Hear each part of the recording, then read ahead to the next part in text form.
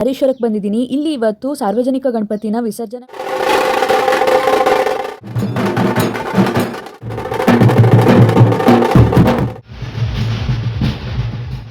ಸಾರ್ವಜನಿಕ ಗಣಪತಿ ಜೊತೆಗೆ ಮನೆ ಗಣಪತಿ.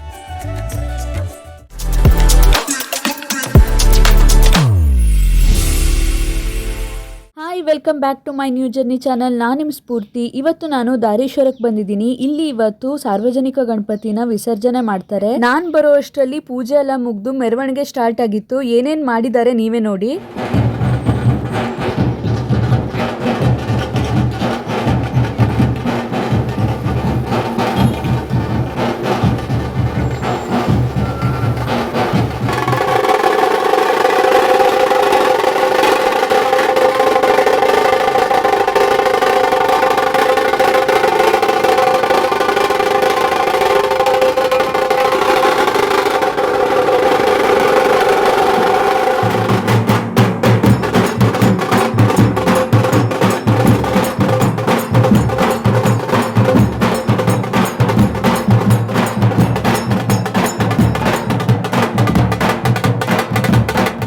ಈ ಗೊಂಬೆ ಅಂತೂ ತುಂಬ ಅಂದರೆ ತುಂಬ ಕ್ಯೂಟ್ ಆಗಿತ್ತು. ಮಕ್ಕಳಿಗಂತೂ ಖುಷಿನೇ ಖುಷಿ.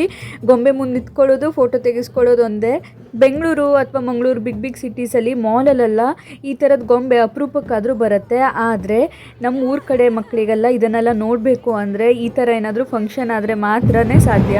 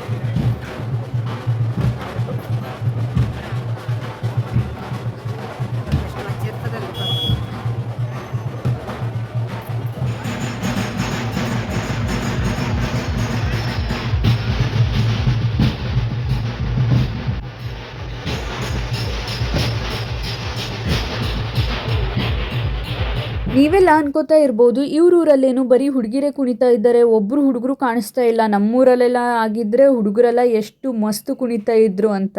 ಏನಂದ್ರೆ ಎಲ್ಲರಿಗೂ ಒಟ್ಟಿಗೆ ಬಿಟ್ಬಿಟ್ರೆ ಜಗಳ ಆಗುತ್ತೆ, ಮತ್ತೇನಾದ್ರೂ ಸಮಸ್ಯೆ ಆಗುತ್ತೆ ಅಂತ ಹೇಳಿ ಸಿಸ್ಟಮೆಟಿಕ್ ಆಗಿ ಪ್ರೋಗ್ರಾಮ್ ಎಲ್ಲ ಆಗಬೇಕು ಅಂತ ಹೇಳಿ ಹುಡುಗಿರಿಗೆ ಮತ್ತೆ ಮಕ್ಕಳಿಗೆ ಗೊಂಬೆ ಜೊತೆ ಮುಂದೆ ಬಿಟ್ಬಿಟ್ಟಿದ್ದಾರೆ.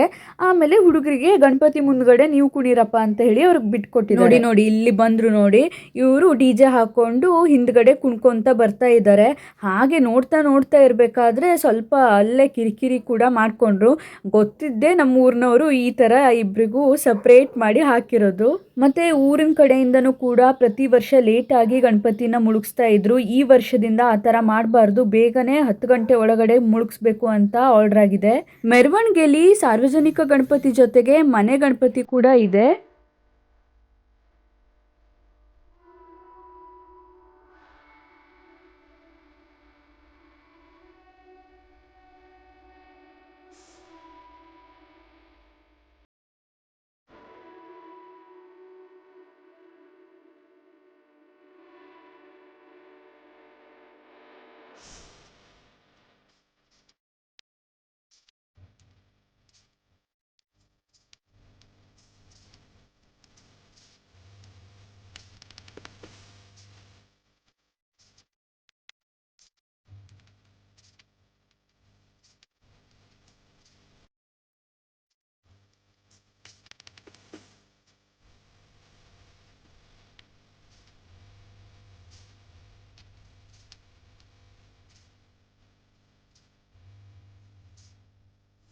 ಗಣಪತಿನ ಹತ್ರದಿಂದ ನೋಡಿಕೊಂಡು ಕೈ ಮುಕ್ಕೊಂಡೆ.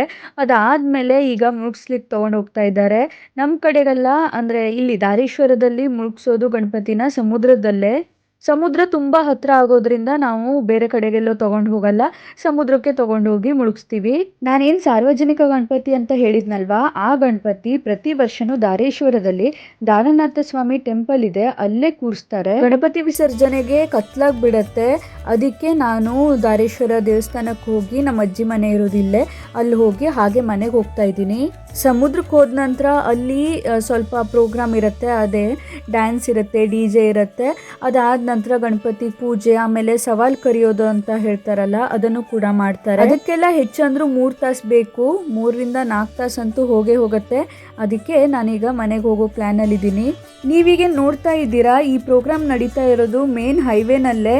ನಾವೆಲ್ಲ ಮಂಗಳೂರಿಗೆ ಹೋಗಬೇಕು, ಕೇರಳಗೆ ಹೋಗಬೇಕು ಅಂದರೆ ನಾವಂತಲ್ಲ, ಇರೋದು ಇದೊಂದೇ ನ್ಯಾಷನಲ್ ಹೈವೇ, ಇದರಲ್ಲೇ ಹೋಗಬೇಕು ಕೇರಳಗೆ, ಮಂಗಳೂರಿಗೆಲ್ಲ. ಆಮೇಲೆ ಇನ್ನೊಂದು ಸೈಡಿಗೆ ಹೋಗಿದ್ರೆ ಗೋವಾಗೆ, ಕಾರವಾರ್ಗೆ ಎಲ್ಲ ಹೋಗ್ಬೋದು. ನಾನು ಟೆಂಪಲ್ಗೆ ಹೋಗಿ ನಮ್ಮ ಅಜ್ಜಿ ಮನೆಗೆ ಹೋಗಿ ನೆಕ್ಸ್ಟು ನನ್ನ ಮನೆಗೆ ಹೋಗ್ತೀನಿ. ಈ ವಿಡಿಯೋ ನಿಮ್ಮೆಲ್ಲರಿಗೂ ತುಂಬ ಇಷ್ಟ ಆಗಿದೆ ಅಂತ ಅನ್ಕೋತಾ ಇದ್ದೀನಿ. ನೆಕ್ಸ್ಟು ಇನ್ನೊಂದು ಒಳ್ಳೆ ಕಂಟೆಂಟ್ ಜೊತೆ ಬರ್ತೀನಿ. ಅಲ್ಲಿ ತನಕ ಬಾಯ್ ಬಾಯ್.